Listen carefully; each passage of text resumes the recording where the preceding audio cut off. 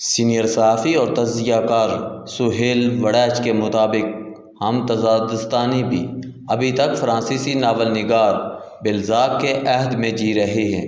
بلزاک نے 1835 میں یہ مشہور عام فقرہ لکھا تھا، ہر بڑے سرمایہ کے پیچھے جرم ہوتا ہے۔ یہی وہ سوچ تھی جس نے عدالت عظمیٰ تک کے ججوں کو اس افسانوی فقرے کا سہارا لے کر عدالتی فیصلے لکھنے کی تحریک دی تھی۔ اس ذہنیت نے لوگوں میں ہر دولت مند کے خلاف بغض و عناد کا زہر بر رکھا تھا۔ ہر بڑی گاڑی اور بڑے گھر کے بارے میں ہماری رائے یہی ہوتی ہے کہ اس امیرانہ علامت میں کہیں نہ کہیں ہمارا خون شامل ہے۔ یہ سوچ کمیونزم کے نظریے سے مطابقت رکھتی ہے۔ اب جب کہ عملی طور پر کمیونزم کا کہیں وجود نظر نہیں آتا، بائیں بازو کی سوچ اب سوشلزم کی شکل میں زندہ ہے، مگر چینی سوشلزم میں امیروں، دولت مندوں اور سرمایہ داروں کو نفرت اور حسد کی نظر سے نہیں بلکہ رشک کی نگاہ سے دیکھا جاتا ہے۔ تزادستان میں مگر ابھی تک وہی حال ہے۔ حادثہ ہو جائے تو ہر کوئی سائیکل سوار سے ہمدردی اور کار کے مالک سے نفرت ظاہر کرتا ہے، چاہے قصور سراسر سائیکل سوار کا ہو۔ وجہ وہی کہ ہر دولت مند مجرم ہے۔ جب تک تزادستان میں یہ ذہنیت تبدیل نہیں ہوتی، اس وقت تک سرمایہ کی بروتری اور دولت کے زیادہ پیدائش کا امکان نہیں۔ یہاں تو یہ وبا عام ہے کہ ہر افسر اٹھ کر کہہ دیتا ہے کہ سارے تاجر اور صنعت کار چور ہیں، یہ سب ٹیکس چراتے ہیں، ان سب کو گرفتار کر کے جیلوں میں بند کر دینا چاہیے۔ حال ہی میں صنعت کاروں اور تاجروں نے FBI کے حوالے سے یہی شکایت فیلڈ مارشل سید عاصم منیر سے بھی کی تھی۔ آج کا دور معیشت کا ہے اور معیشت کا پہیہ دولت کے بڑھانے سے ہی آگے کو چلتا ہے۔ نامور صنعت کار اور ایپٹیما کے سرپرست گور اعجاز کے ادارے نے ایک انتہائی دلچسپ تحقیق کی ہے، جس کے مطابق اس وقت پاکستان میں ڈالروں میں 35 خاندان ارب پتی ہیں۔ ان میں سے 15 تو وہ پرانے خاندان ہیں جو ماضی کے 22 دولت مند گھرانوں میں شامل تھے۔ ان 22 میں سے 7 خاندان اب ڈالروں میں سے ارب پتی کی کیٹیگری سے نکل گئے ہیں، جبکہ 10 نئے خاندان ڈالروں کے حساب سے ان ارب پتی خاندانوں میں شامل ہو چکے ہیں۔ اس تحقیق کے مطابق پاکستان کی ترقی کی امید انہی 35 بڑے خاندانوں سے ہے۔ بیرون ملک سے کوئی بڑا سرمایہ کار پاکستان آ کر ان کا مقابلہ نہیں کر سکتا۔ پہلے بھی جن ملٹی نیشنل کمپنیوں نے پاکستان میں سرمایہ کاری کی ہے، ان کے لوکل پارٹنر 35 امیر خاندانوں میں سے ہی کوئی ایک ہے۔ ایڈم سمتھ کو جدید معاشیات کا باپ تصور کیا جاتا ہے۔ شاید اسی وجہ سے برطانوی کرنسی کے 20 پاؤنڈ کے نوٹ پر اب بھی اس کی تصویر نظر آتی ہے۔ اس کے فلسفے کا نچوڑ یہ ہے کہ دولت کی تخلیق یا بڑھاؤ دراصل ایک سماجی نیکی ہے۔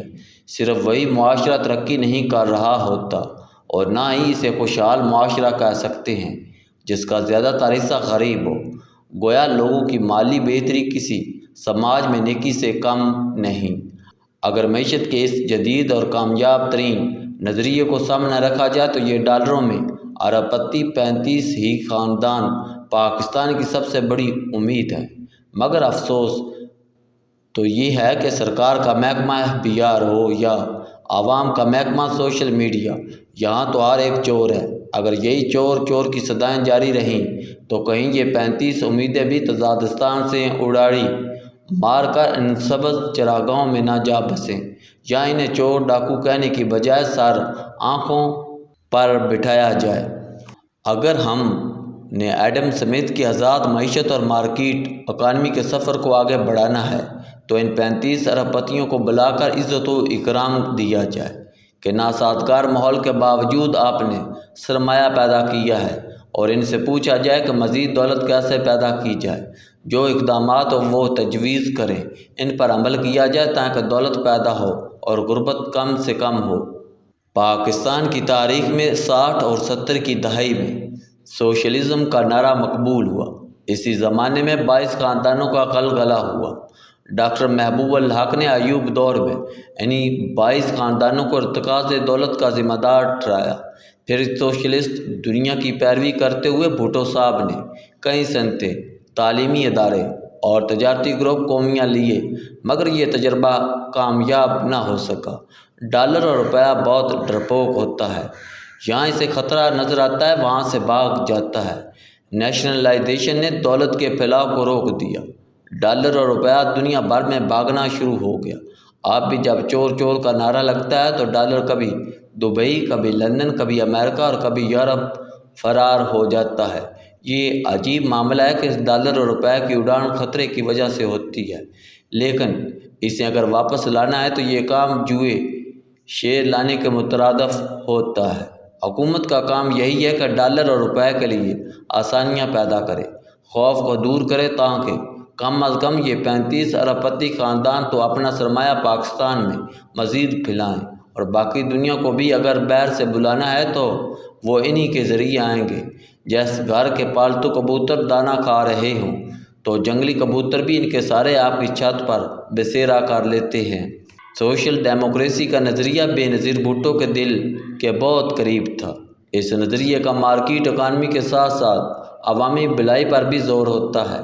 آج کی سرمایہ دار دنیا میں مارکیٹ اکانومی کے ساتھ ساتھ حکومتوں کا کردار یہ ہے کہ وہ آزاد سرمایہ کے لیے پالیسیاں ترتیب دیں اور ساتھ ہی مناپلی اور کارٹلائزیشن کے تدارک کا انتظار کرے۔